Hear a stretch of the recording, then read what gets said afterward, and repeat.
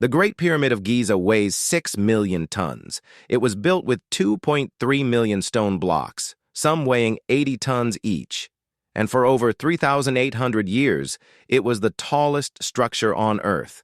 The ancient Egyptians had copper tools, wooden sledges, and no written blueprints. They didn't have the wheel for construction, they didn't have pulleys as we know them. But somehow, they aligned the pyramid to true north with 99.9% accuracy, something we couldn't replicate until the 1800s. So when people say aliens built it, they're not just being ridiculous. They're asking a question that makes sense. How did humans with ancient technology accomplish what seems impossible? And the Great Pyramid isn't alone. From Stonehenge to the Nazca Lines, we keep finding structures that make us doubt our own ancestors. But here's what nobody talks about. This pattern of crediting non-humans for human achievement isn't new. It's not about aliens at all. It's about something much deeper in how our brains work. Let's look at what we're actually dealing with. Around the world, there are dozens of ancient structures that spark the same debate. The Göbekli Tepe Temple in Turkey, built 11,500 years ago. That's 6,000 years before Stonehenge, 7,000 years before the pyramids. It was constructed by hunter-gatherers who supposedly hadn't even invented farming yet. Pumapunku in Bolivia has stone blocks that fit together so precisely you can't slide a piece of paper between them. No mortar. Just perfectly cut andesite stone weighing up to 130 tons, carved with a precision that suggests advanced machining. The Baalbek stones in Lebanon include the largest worked stone blocks in the world. One weighs 1,650 tons. That's the weight of 3 Boeing 747s. And somehow, ancient builders moved it into place. But here's where it gets interesting. In every single case, when archaeologists and engineers figure out how these structures were actually built, the public reaction is the same. Disappointment, denial, rejection of the evidence. A team of archaeologists at the University of Liverpool proved that the Easter Island statues could be walked upright, using ropes and coordination exactly as the island legends described. The response from alien theory believers? They ignored it completely. Engineers demonstrated that Egyptian blocks could be moved using water, sand, and wooden sledges lubricated with wet sand. The response? But what about the precision? What about the alignment? The goalposts keep moving. Because this isn't really about whether ancient humans could accomplish these feats. It's about whether we're willing to believe they could. And that pattern doesn't start with ancient structures. It starts way earlier. There's a cognitive bias that psychologists have studied for decades. It's called the fundamental attribution error, and it's the reason we attribute advanced structures to non-humans. But the version that applies here is more specific. It's called the ingenuity gap, and it works like this. When we look at our own accomplishments, we see the struggle, the iterations, the failures. We understand the process. But when we look at the achievements of others, especially those separated by time or culture, we only see the final result, that gap between how we imagine they worked and what they actually achieved creates cognitive dissonance. And humans hate cognitive dissonance. So our brains do something clever. They resolve the dissonance by creating an explanation that makes sense within our worldview. If ancient humans couldn't have done it with what we think they had, then they must have had help from something more advanced. Gods, angels, demons, spirits, and in the modern era, aliens. But here's what wild. This exact pattern shows up throughout history, not just with physical structures. When the printing press was invented, the Catholic Church called it the work of the devil. Why? Because they couldn't imagine how a human could create something that threatened their monopoly on knowledge reproduction. When the first mechanical clocks appeared in medieval Europe, they were so precise that people genuinely believed demons were inside them, counting the seconds. The idea that humans could measure time that accurately seemed impossible. In the 1800s, when archaeologists first discovered Mesopotamian cuneiform tablets describing advanced mathematical concepts, scholars refused to believe the ancient Sumerians wrote them. They insisted the tablets must be forgeries, because primitive people couldn't understand geometry and algebra. They were wrong, by the way. The Sumerians not only understood advanced mathematics, they invented most of it. But the pattern reveals something crucial. We don't just underestimate ancient humans, we underestimate all humans who don't look or think like us. There's a term for this in archaeology. It's called chronological snobbery, coined by C.S. Lewis. It's the assumption that our moment in history is somehow special, that we're smarter or more capable than the humans who came before us. But the archaeological evidence says otherwise.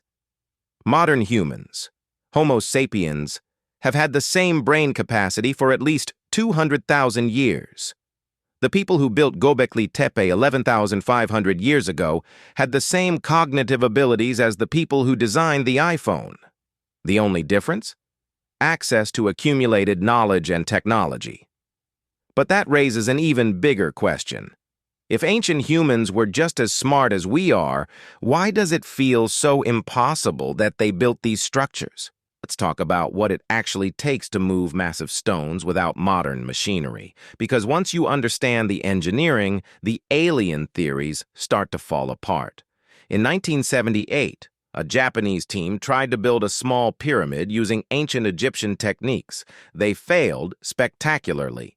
The blocks wouldn't move, the ramps collapsed, and they eventually gave up. Ancient alien theorists pointed to this as proof. See? Even with modern knowledge, we can't do it. So, how did they? But then something interesting happened. In 2013, engineers at the University of Amsterdam figured it out. The Japanese team made one critical mistake. They tried to drag the blocks across dry sand. But the ancient Egyptians didn't use dry sand. They soaked it. Wet sand reduces friction by 50%. With wetted sand and wooden sledges, 10 men can move a 2-ton block. Suddenly, the impossible becomes plausible. The same pattern plays out with precision. People claim the Egyptians couldn't have achieved the accuracy of the Great Pyramid's alignment without modern instruments. But that's because we're thinking with modern tools. The Egyptians didn't need lasers. They had the stars. Using a technique called the Indian circle method, ancient astronomers could align structures to true north with extreme precision using nothing but a straight stick, some rope, and patient observation of the star's circular motion. We've replicated it. It works. It's brilliant.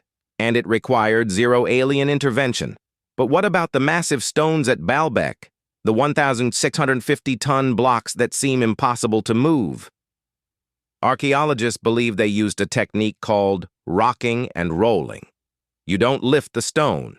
You slowly rock it onto cylindrical wooden rollers, one edge at a time, and inch it forward over carefully prepared pathways. It's slow. It requires hundreds of workers and perfect coordination. But it's possible. Engineers calculated that 500 workers could move a 1,000-ton stone about 80 feet per day using this method. The pyramid blocks at Giza? They used internal ramps that spiraled up inside the structure as it was built.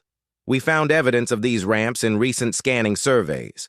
The precision cutting at Pumapunku, copper tools hardened with sand and quartz abrasives can cut and polish andesite stone. We've tested it. It works. It just takes time. Lots and lots of time. And that's the part we always forget.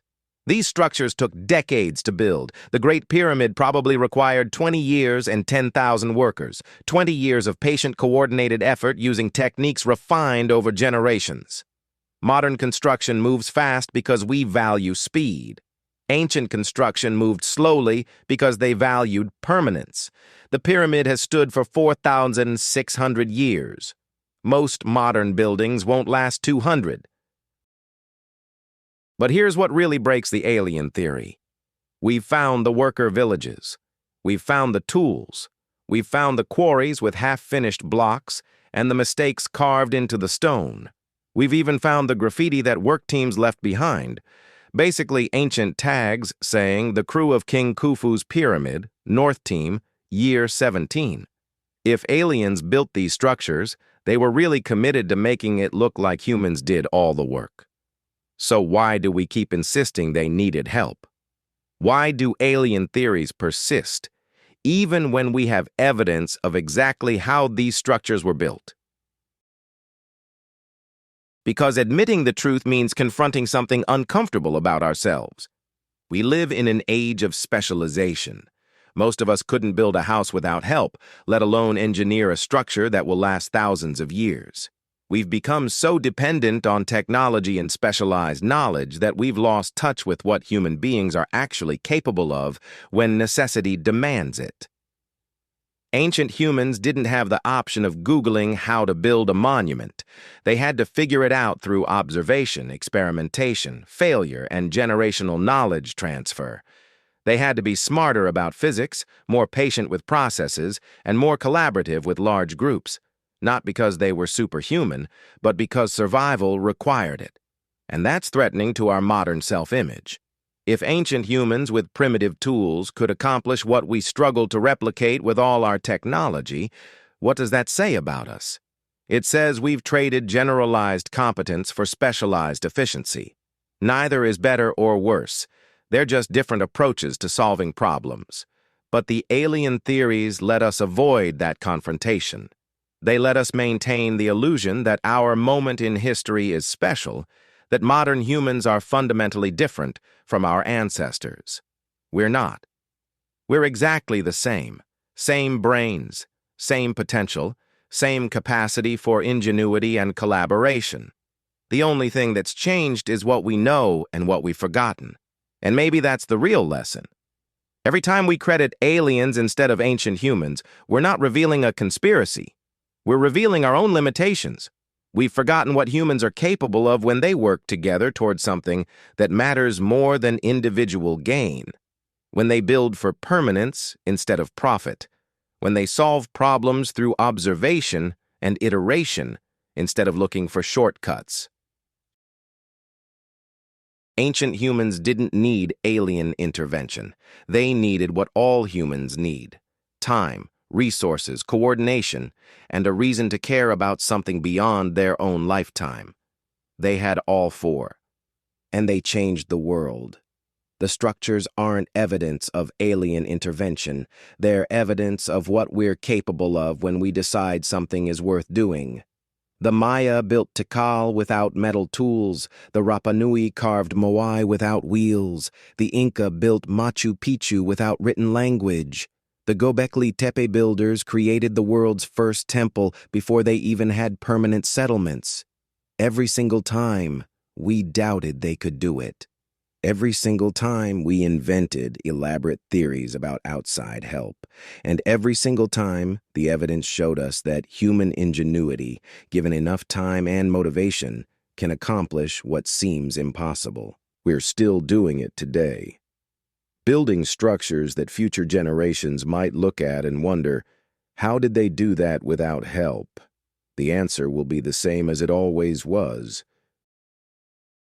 They did it together, with patience, observation, experimentation, and sheer determination, just like their ancestors.